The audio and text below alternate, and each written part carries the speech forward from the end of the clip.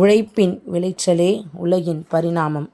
உழைப்பு சுரண்டலுக்கு எதிராய் குரல் கொடுத்து பின் உயிரையும் கொடுத்த தியாகத் திருநாளாம் மே 1. 18ஆம் நூற்றாண்டின் பிற்பகுதியில் இந்த தொழில்மயமாதல், தொழில் புரட்சி அதெல்லாம் அதிகமாக நடந்துச்சு.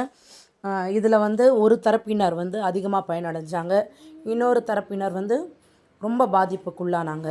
ஆமாம், எவ்வளோ தொழில் புரட்சி அதிகமாச்சோ, முதலாளிகளுக்கு எவ்வளோ லாபம் கிடச்சிச்சோ அந்தளவுக்கு தொழிலாளர்கள் பாதிக்கப்பட்டாங்க, நிறைய விதத்தில் சுரண்டப்பட்டாங்க.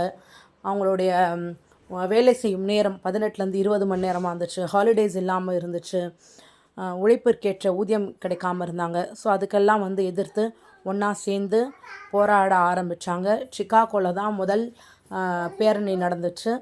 ஸோ 1806 நம்ம சிப்பாய் கழகம் நம்ம நாட்டில் நடந்த அதே நேரத்தில். ஸோ இதை தான் இந்த மே தினத்தோட பிந்தைய வரலாறு. இதை எப்போவோ உளுந்து கட்டி ஒரு பேப்பரில் படித்த ஞாபகம். இதை பற்றிலாம் நம்ம நிறைய தெரிஞ்சுக்கணும், படிக்கணும். ஏன்னா இன்றைக்கி நம்ம அனுபவிச்சுட்ருக்க எல்லா சலுகைகளும் ஒரே நாளில் கிடச்சிடல, ஒரேடியாகவும் கிடச்சிடல.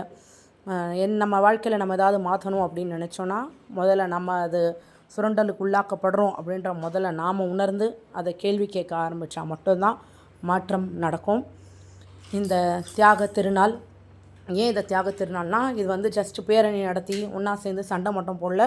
அப்படி மே 1 சிகாகோவில் கூடினாங்க. அதுக்கடுத்து 2-3 நாள் கழித்து இன்னொரு இடத்துல பேரணி சேரும்பொழுது நிறைய பேர் சுட்டு கொல்லப்பட்டாங்க. சில பேருக்கு தூக்கு தண்டனைலாம் கூட கொடுக்கப்பட்டுச்சு.